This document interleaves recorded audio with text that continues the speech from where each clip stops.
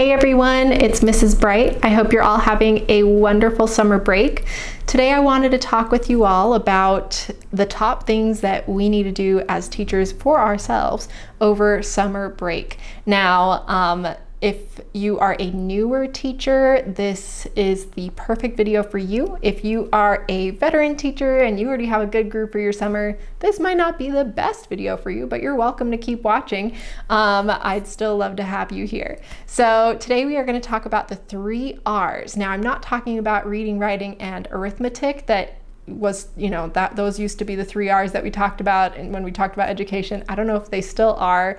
I teach middle school and I haven't heard the 3 R's mentioned in a while, if ever. I just remember hearing it when I was younger. But I know that what we're talking about today, we are talking about relaxing, we're talking about reflecting, we're talking about reading. Those are the 3 R's we are going over today. So the order that we're going to go over them is relax, read, and reflect. Now, these might sound like no-brainers, but I'm going to talk with you all a little bit about how I incorporate them into my summer, and maybe you will find it helpful for yourself, or maybe it'll just be a nice reminder. So we'll start with the first R, which is relaxing. So I like to spend my summer, the first chunk of it, just trying to relax. Now, that can be really hard when you are in a work mode and you're trying to switch that and go into relaxing mode. Some of us have a harder time of that than others, but this has been something I've been trying to learn over my years teaching, is learning how to have more boundaries with work.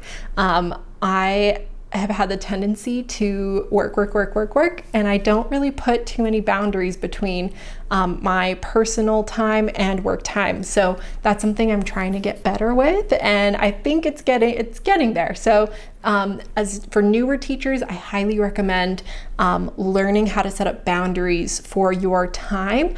Now, that doesn't mean you have to leave work at work if you're, having a hard time fitting all your work in at work. Unfortunately, sometimes it does come home. But I think it is really valuable to take once a certain time to a certain time and say, I will not work between these hours. So if you do need to take work home, you don't need to chastise yourself over that. That's okay. That's pretty normal in your first years teaching, probably also in later years, because we do have so much work to do. But if you aren't able to leave it at work, just make sure you set up a certain time frame. Now, we're talking about summer, so let's go ahead and talk about, what we do with our weeks, our couple of months here that we have off. So I suggest taking time the first few weeks, maybe it's the first month, and just relax. Just take time for self-care. That can look like, I'll tell you what I like to do. I like to meditate, journal, and I've been getting into working out more. I like to go hiking, and I like to visit more with my friends, because unfortunately, during the school year, it is a little bit harder to fit all those things in. So I like to get caught up on that. So I like to spend my time with friends and getting caught up with everything going on in their lives. And I also really like to make sure I'm spending time for my self-care. So those are the things that I like to do. If you are interested in meditation, I use the Calm app. I really like it. I know there's also Headspace. That's a great app too. So that's been really helpful for me this summer. I know we had a crazy past school year this past year, and so it is really important that we do take the time that we need to relax. So stop looking up teaching videos and just relax. Now, the next thing that I recommend doing is reading. I like to read fiction and nonfiction books, but what I'm talking about specifically are teacher books and education books. So this is as you get closer to the school year and you start to kind of ramp up, getting back into that work mode. The book that I'm currently reading is The Essential 55 by Ron Clark. I decided to read this book after watching the Ron Clark Story movie with Matthew Perry. It was actually really good. I liked it. And so I was like, oh, I'll read the book. So this guy, really impressive teacher. So I was like, all right, he has to have something really good to share. So far I'm really liking what I'm reading. I'm not too far into the book yet, but it's really good so far. So I do recommend it so far. The next book, and this is really the main book to read if you haven't read it yet, and whether you're veteran or new or somewhere in between, this is the book I really think every single teacher should read. I really wish they made this mandatory reading in teacher preparation programs, because this is the stuff that you often don't get in your teaching credentialing process. Now, I was lucky. My school district actually provided us copies of this book for those of us who were clearing our credential, which was really nice. I happen to already have a copy, so I have 2 copies now, which is fantastic because the other one's all marked up. But it is The First Days of School by Harry and Rosemary Wong. I highly recommend this book.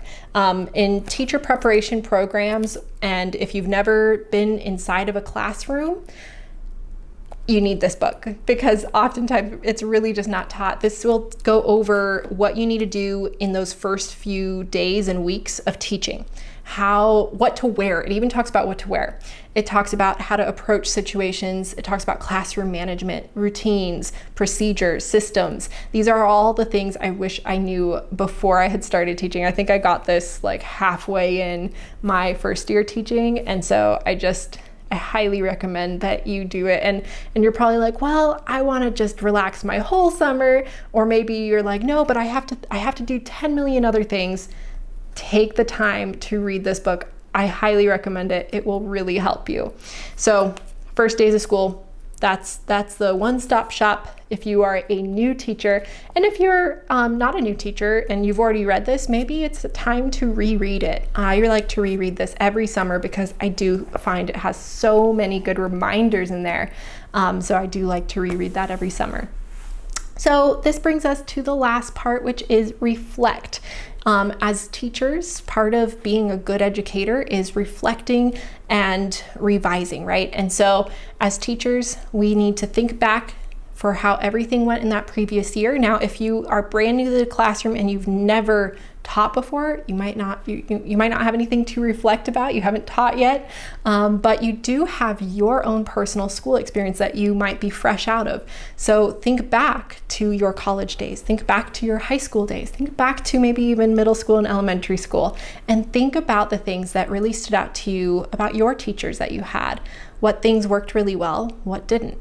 That can still be a way to reflect. Now, maybe you're in your first, second, third, fourth, 10th year of teaching. You can still reflect on your school year and think about the feedback you got from your students. I like to ask for feedback often from my students. And so I look back at all the things they recommended and said worked and didn't work. I like to look at that. And then also I recommend reflecting on what you just read and thinking about how you might apply it all in your classroom and make it your own, because teachers, we all have different styles that work for us. So make it your own, and take what works and leave what you feel like you don't jive well with. So those are my biggest tips for you over summer. If you are a brand new teacher, just remember, give yourself grace. You've got this, and it gets better with time. And for all my other teacher friends, I want to wish you all a wonderful rest of your summer break. We made it through this incredibly hard school year. We really deserve to relax. So take as much time as you need to relax. And if you've got any favorite relaxation tip that you like, go ahead and put it in the comment section. I'd love to see what works well for you. And also, what's your favorite book? What would you recommend for newer teachers? Go ahead and drop that in the comment section as well. All right, everybody, have a wonderful summer.